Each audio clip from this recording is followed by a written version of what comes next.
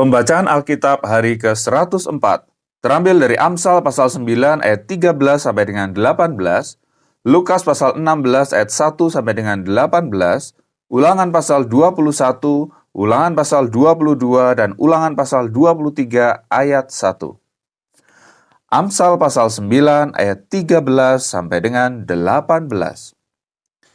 Perempuan bebal cerewet, sangat tidak berpengalaman ia, dan tidak tahu malu. Ia duduk di depan pintu rumahnya, di atas kursi di tempat-tempat yang tinggi di kota, dan orang-orang yang berlalu di jalan, yang lurus jalannya, diundangnya dengan kata-kata, "Siapa yang tak berpengalaman, singgahlah kemari." Dan kepada orang yang tidak berakal budi katanya, "Air curian manis, dan roti yang dimakan dengan sembunyi-sembunyi lezat rasanya." Tetapi orang itu tidak tahu bahwa di sana ada arwah-arwah dan bahwa orang-orang yang diundangnya ada di dalam dunia orang mati.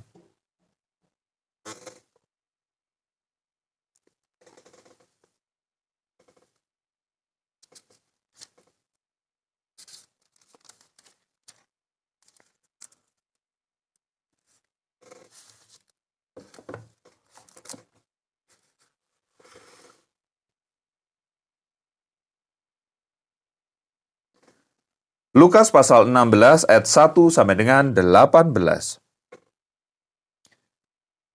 Dan Yesus berkata kepada murid-muridnya, "Ada seorang kaya yang mempunyai seorang bendahara.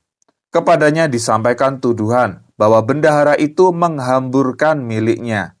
Lalu ia memanggil bendahara itu dan berkata kepadanya, 'Apakah yang kudengar tentang engkau? Berilah pertanggungan jawab atas urusanmu, sebab engkau tidak boleh lagi bekerja sebagai bendahara.' Kata bendahara itu di dalam hatinya, 'Apakah yang harus aku perbuat? Tuanku memecat aku dari jabatanku sebagai bendahara. Mencangkul aku tidak dapat, mengemis aku malu.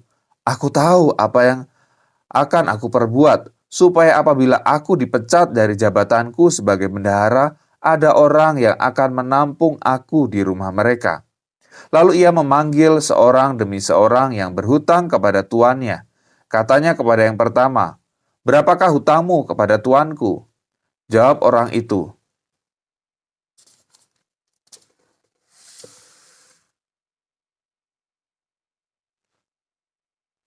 100 tempayan minyak. Lalu katanya kepada orang itu, 'Inilah surat hutangmu, duduklah dan buat surat hutang lain sekarang juga, 50 tempayan.'